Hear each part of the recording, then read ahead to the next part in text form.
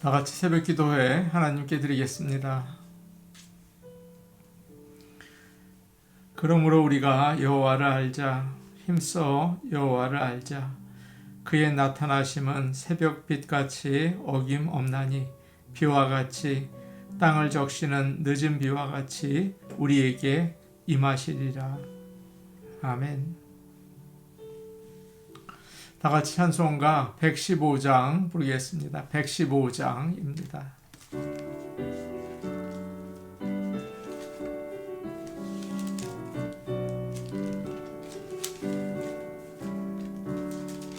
기쁘다 구주 오셨네. 만 백성 맞으라. 온 교회여 다 일어나. 다 찬양하여라.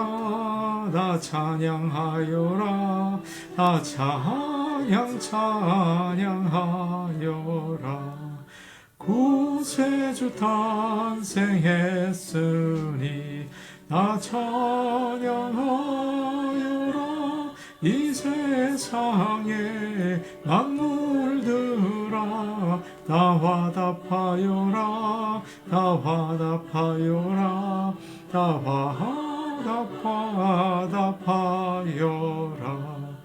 온 세상 죄를 사하여 주 예수 오셨네. 죄와 슬픔 몰아내고 다 구원하시네.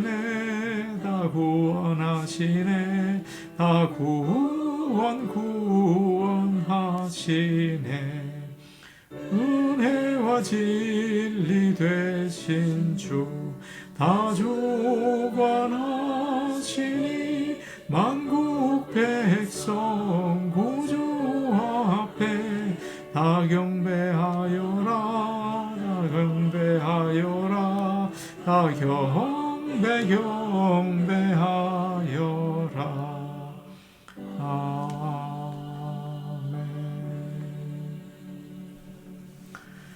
찬송가 182장입니다. 182장입니다.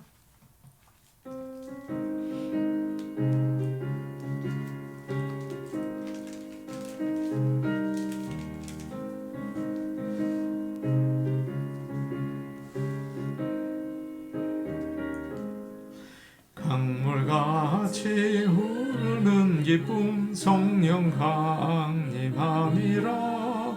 정결한 마음 영원하도록 주의 거처 되겠네.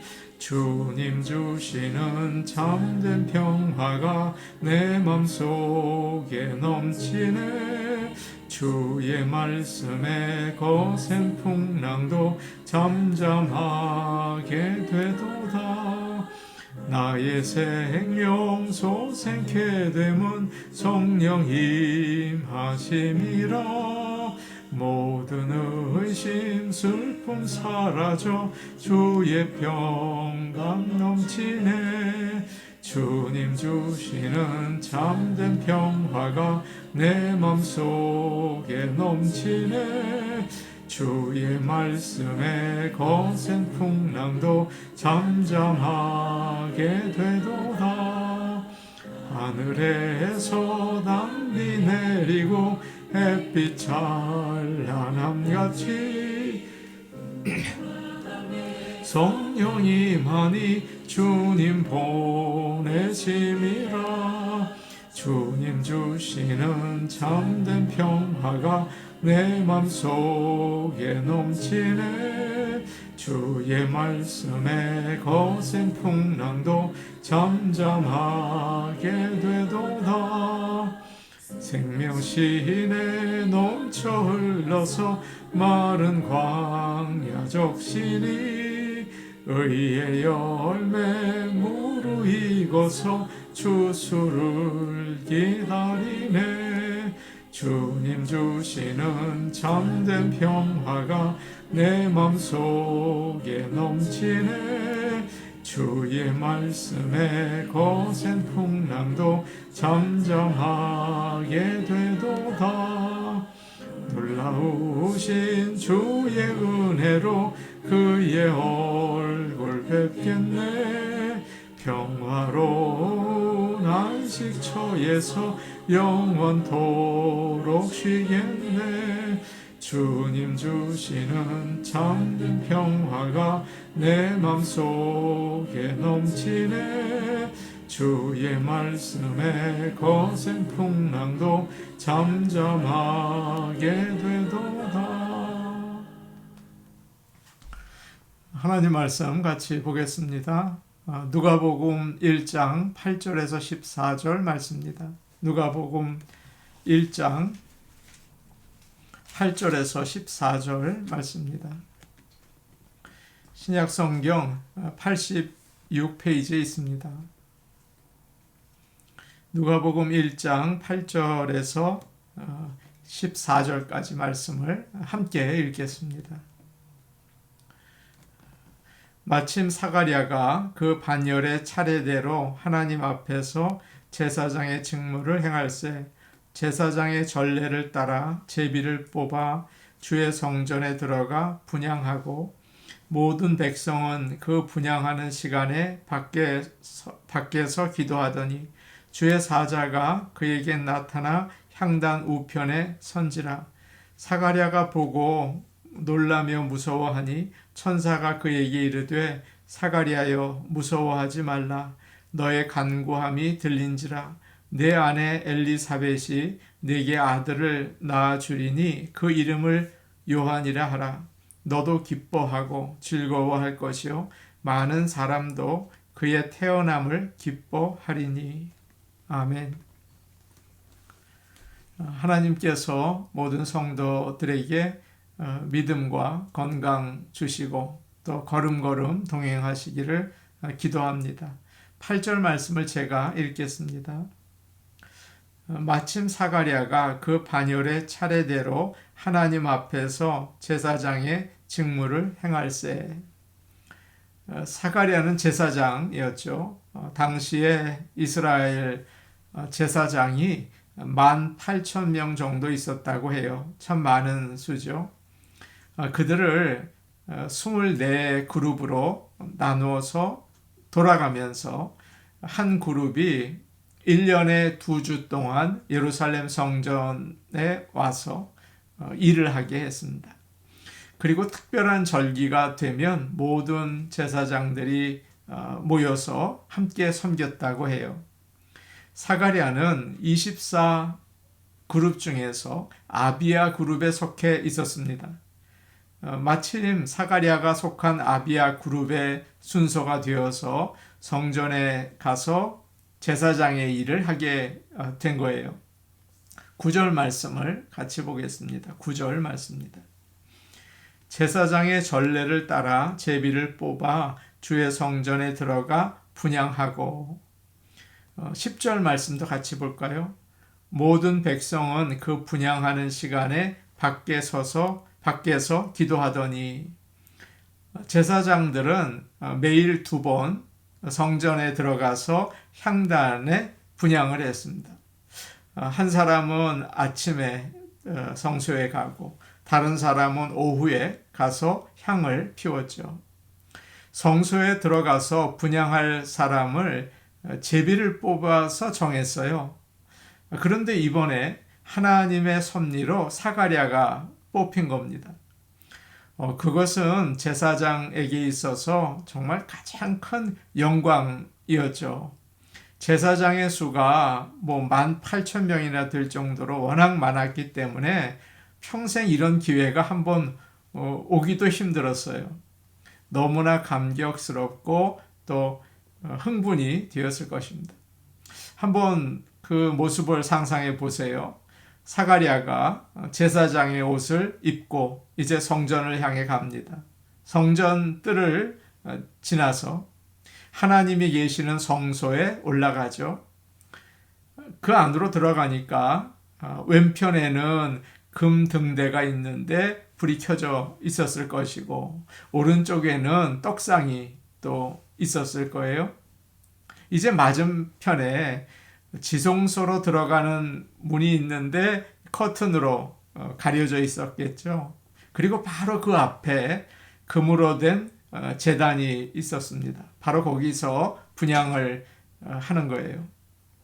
지금 사가랴는 하나님이 계신 지성소 앞에 있습니다. 얼마나 두렵고 긴장이 되는 순간일까요?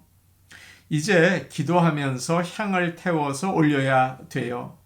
이때 성소 밖에서는 그 뜰에 다른 제사장들과 백성들이 성소에서 향연이 올라가기만을 기다리면서 기도하고 있었습니다. 그런데 갑자기 심장이 멎을 것처럼 아주 무서운 일이 일어났어요. 누군가 향단 오른편에 서 있는 것입니다. 얼마나 두렵고 놀랐을까요? 11절과 12절 말씀을 같이 보겠습니다. 11절, 12절입니다. 함께 봅니다. 시작. 주의 사자가 그에게 나타나 향단 우편에 선지라. 사가랴가 보고 놀라며 무서워하니. 주의 천사가 나타났죠. 하나님께서 사가랴를 만나 주신 거예요. 우리가 하나님을 믿는데 그 믿음이 무엇입니까? 하나님을 만나는 거죠. 하나님을 체험하고 살아계신 하나님을 느끼는 거예요. 우리는 언제 어떻게 그 하나님을 만날 수 있겠습니까? 사가랴가 오늘 보여주고 있어요. 언제 어떻게 하나님을 만났습니까? 우리가 읽은 8절을 보니까 이런 말씀이 있어요. 하나님 앞에서 제사장의 직무를 행할세. 사가랴가 제사장의 일을 하고 있을 때 하나님께서 주의 천사를 통해서 그에게 나타나신 거죠. 제사장의 일이 무엇입니까? 하나님께 예배드리는 거예요. 하나님께 우리가 예배드릴 때 하나님을 만날 수가 있는 것입니다. 그런데 예배를 드리려면 그냥 성전에 오고 교회에 온다고 되는 게 아니죠. 8절을 보니까 사가랴가 이런 모습으로 예배를 드리고 있어요. 우리가 조금 전에 읽은 말씀인데 하나님 앞에서 제사장의 직무를 행할세라고 되어 있습니다. 내가 하나님 앞에 있다는 마음이 있어야 합니다. 무슨 일을 하든지 하나님 앞에서 그 일을 할 때 그 일은 바로 예배가 되는 거죠. 다른 사람들 눈을 의식하면 예배를 드릴 수가 없어요. 사가랴처럼 하나님 앞에서 제사장의 일, 예배 드리는 일을 하시기를 바랍니다. 교회에서 가만히 보면 리더들은 오늘 누가 왔나, 또 예배에 누가 안 왔나, 누가 예배를 잘 드리나, 그거 보느라고 예배를 드리지 못할 때가 있어요. 성도들은 오늘 찬양팀에 누가 왔나, 어떤 옷을 입었나, 기도는 어떻게 하나, 목사님 오늘 말씀은 잘 전하나, 그거 보다가 예배를 드리지 못할 때가 참 많이 있습니다. 내가 지금 하나님 앞에 있다. 하나님께서 지금 이 자리에 계신다. 그런 마음을 가지고 찬양을 하고 기도를 하고 말씀을 들을 때 하나님을 만나게 되는 거죠. 하나님께서 옆에 계신 것을 체험하게 되는 것입니다. 제사에 빠질 수 없는 또 한 가지가 오늘 말씀에 나와 있어요. 9절을 보니까 이런 말씀이 있어요. 주의 성전에 들어가 분향하고 라고 되어 있습니다. 분향을 해야 되죠. 향은 나를 위해서 만들어진 게 아니거든요. 하나님을 위해서 만들었어요. 그래서 하나님께 드려야 합니다. 예배는 나를 위해서 드리는 게 아니고 하나님께 드리는 거죠. 내 문제를 해결하기 위해서 드리는 건 예배가 아닙니다. 나의 문제, 가족의 문제, 거기에 빠져서 예배를 드리면 하나님을 만나기가 좀 어려울 거예요. 예배는 하나님께 영광을 드리는 것입니다. 무슨 일을 내가 하든지 나의 이익과 나의 영광을 위한 게 아니라 하나님을 위해서 또 하나님의 영광을 위해서 할 때 바로 그것은 예배가 되는 거죠. 공부를 해도 내가 하나님을 위해서, 일을 해도 하나님을 위해서 할 때 하나님께 드리는 예배가 됩니다. 자신을 위해서 부르는 찬양이 아니라 하나님을 위한 찬양, 나를 위한 기도가 아니라 하나님을 위한 기도를 한번 드려보면 좋겠어요. 그럴 때 주의 천사가 옆에 서 있는 것을 우리는 보게 될 것입니다. 하나님을 만나는 진정한 예배를 드릴 수 있는 거죠. 이제 13절 말씀 우리 같이 보겠습니다. 13절 말씀입니다. 함께 보십니다. 시작. 천사가 그에게 이르되 사가랴여 무서워하지 말라. 너의 간구함이 들린지라. 내 아내 엘리사벳이 내게 아들을 낳아 주리니 그 이름을 요한이라 하라. 천사가 나오는데 이 천사는 바로 가브리엘입니다. 천사가 가장 먼저 한 일은 사가랴를 안심시켰어요. 사가랴야 두려워하지 말라. 그리고 내 기도를 하나님이 들으셨다라고 아주 좋은 소식을 들려주었죠. 사가랴와 엘리사벳은 지금까지 아이를 달라고 수없이 기도를 했을 겁니다. 그런데 하나님께서 응답하지 않으셨죠. 이제 아내도 나이가 들고 나도 할아버지가 다 되어 가는데 이제는 너무 늦었어. 하나님께서 안 들어주시나 보다. 그리고 포기했을 거예요. 그런데 응답이 온 것입니다. 13절 중간을 보세요. 뭐라고 천사가 이야기합니까? 너의 간구함이 들린지라 라고 이야기를 하죠. 응답이 온 거예요. 여기서 우리가 드린 기도가 결코 빈손으로 돌아오지 않는다는 사실을 보게 되는 거죠. 참 소망이 있는 말씀이죠. 오랫동안 간절히 기도했는데 응답이 없으면 얼마나 실망이 됩니까? 기도하면서 가장 힘든 건 기다리는 거예요. 기다려도 응답이 없으면 참 낙심이 돼요. 그래서 기도를 포기했거든요. 그런데 그 기도가 하나님의 마음에는 남아 있었던 것입니다. 우리 사람들은 기도하다가 멈추기도 하고 기도하다가 나이가 들어서 죽기도 해요.